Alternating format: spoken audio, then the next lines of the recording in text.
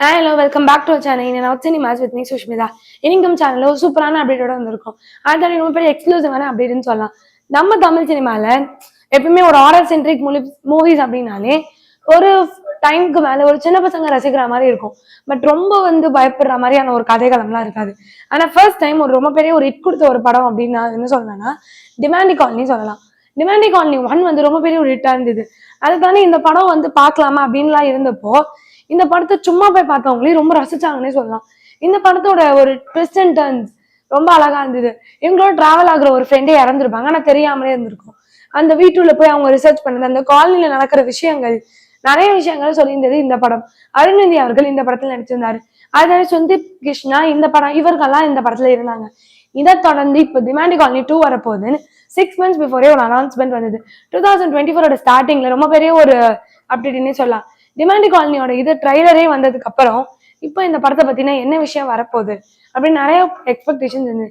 இந்த படத்துல ரொம்ப பெரிய ஒரு ஸ்டார் காஸ்ட் இருக்குன்னு சொல்லலாம். பார்ட் 1ல கொஞ்சம் குறிப்பிட்ட நபர்கள் மட்டுமே இருந்து ஒரு என்டையர் காலனி ஒரு வீட்டுல நடக்கிறது சொல்லியிருந்தாங்க. ஆனா இந்த தடவை யார் யாருக்கா பிரியா பவானி சங்கர் அவர்கள் ஃபீமேல் லீடா பண்றாங்க.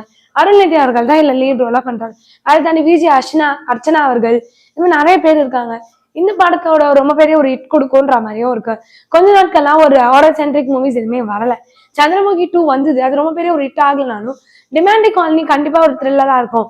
அதான் இந்த படத்தோட ட்ரைலர்லயே நம்மளுக்கு தெரியுது இது ரொம்ப பெரிய ஒரு வித்தியாசமா எடுத்திருக்காங்க. எப்பவுமே டிமாண்டி காலனினா ஒரு காலனில நடக்கும், இல்ல ஒரு பர்டிகுலர் வீட்டுல நடக்கிற மாதிரி இருக்கும்.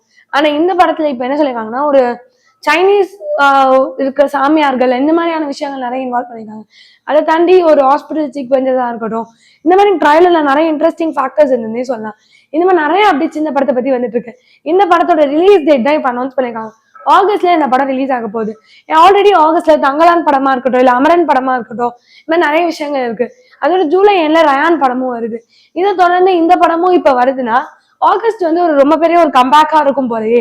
2024 ஸ்டார்டிங் அவ்வளவு பெரிய ஒரு பீக்கா இல்ல, 2024 எண்டிங் செம்மையா இருக்கும். நெக்ஸ்ட் 6 months ஆகஸ்ட் ரொம்ப பெரிய ஒரு எடுத்துக்காட்டா இருக்கும். அந்த மாதிரி நிறைய விஷயங்கள் பேசப்படுது.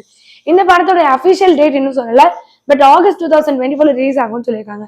இதை பத்தி நீங்க என்ன நினைக்கிறீங்க? மறக்காம கீழே கமெண்ட் பண்ணுங்க. இந்த மாதிரி இன்ட்ரெஸ்டிங்கான சினிமா அப்டேட்ஸ்க்கு மறக்காம சினிமாஸை லைக் பண்ணுங்க, ஷேர் பண்ணுங்க, மறக்காம கீழே சப்ஸ்கிரைப் பண்ணிடுங்க.